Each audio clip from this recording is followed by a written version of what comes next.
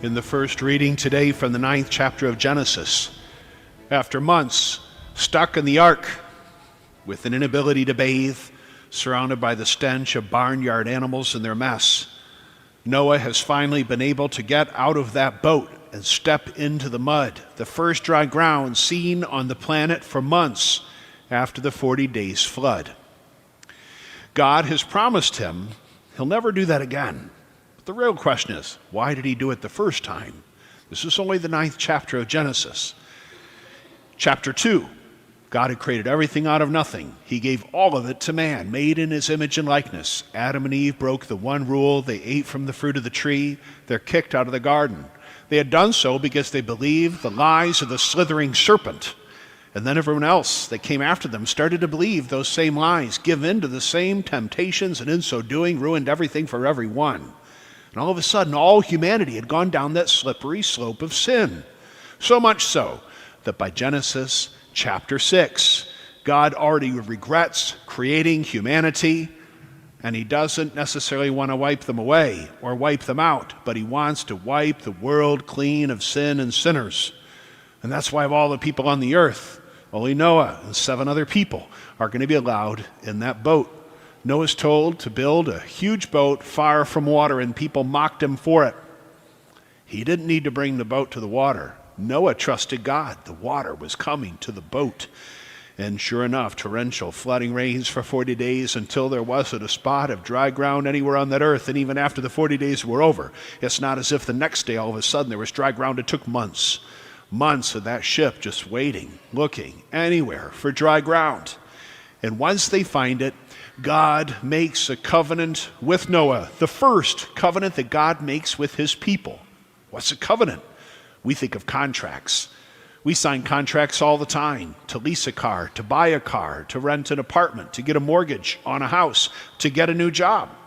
Those are agreements between people. They have terms of expiration, or you can simply break it, put it in the shredder. Contracts are made between two parties, two humans. Covenants are made by God with his people, and there is no expiration date. When God makes a covenant, he's making a promise that will abide for the ages.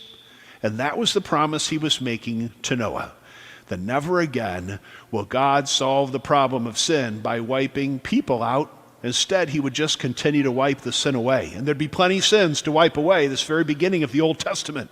And one of the reasons why the Old Testament is so much longer than the New is because Israel was on this repetitive cycle, lather, rinse, and repeat.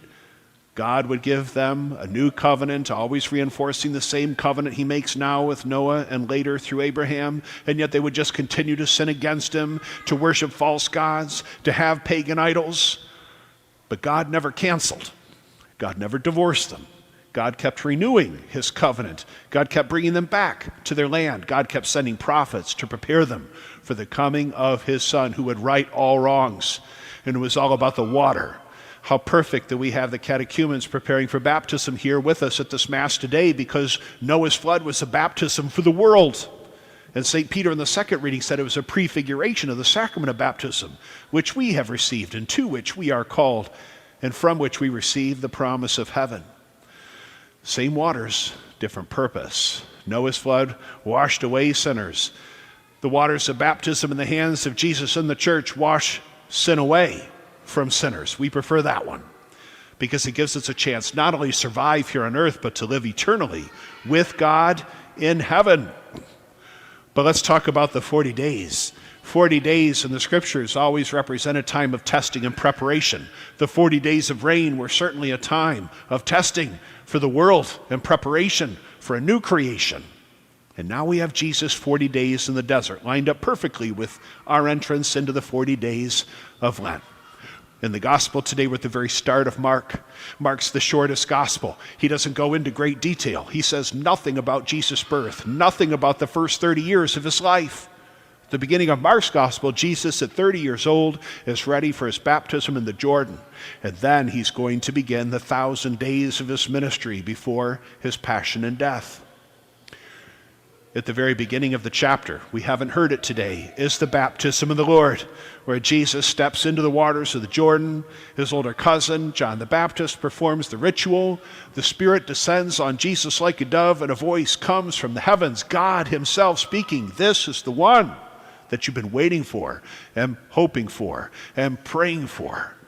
In that one moment, God was confirming that all those prophecies of 1,000 years have been fulfilled in the person of Jesus. A promise made, a promise kept.